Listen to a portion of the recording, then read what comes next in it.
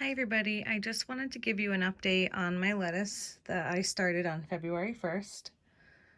Now all of these I planted in 6 packs to start with the overseeding method, which I have on my channel. You can go ahead and find that video if you're wondering how.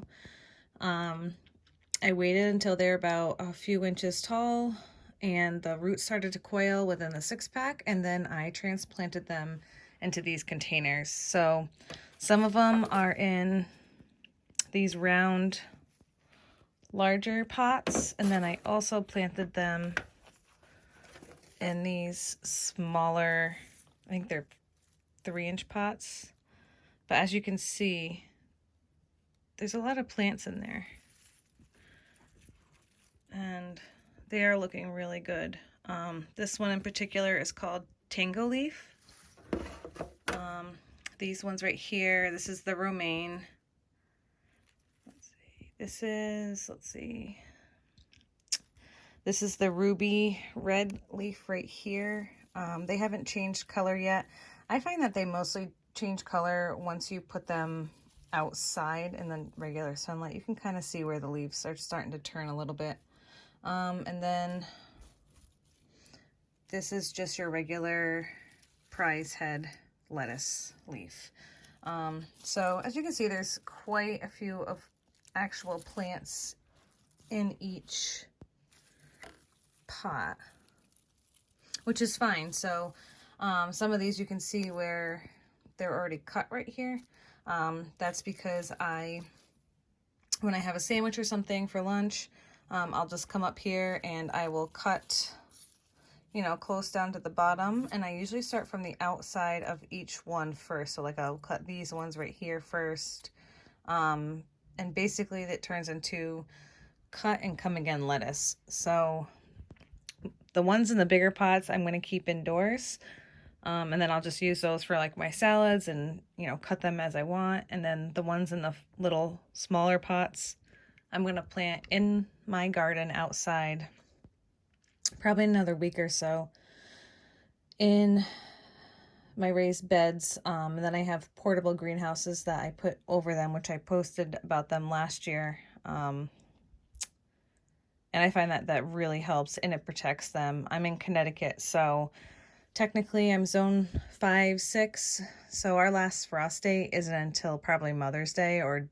just after. So I find that I can plant lettuce and peas outside, the first, second week of April. And as long as I put my portable greenhouse over them in my raised beds, it's fine. I actually planted a tomato plant last year. I believe it was like April 15th.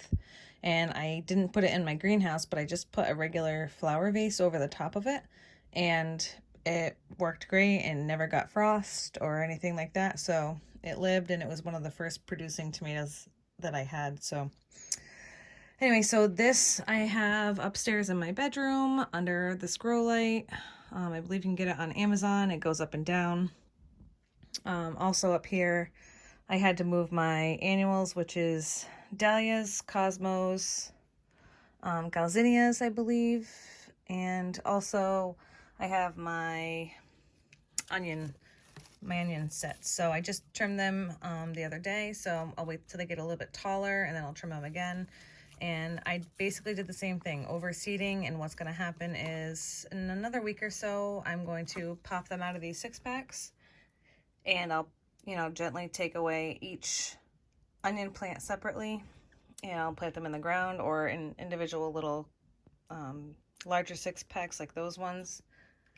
And they'll be ready for going out probably late April. They're pretty cold hardy, and it's very hard to damage their root system.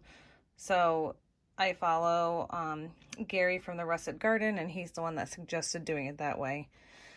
So the leaves, the lettuce that I got is from M.I. Gardener. He has his own YouTube channel.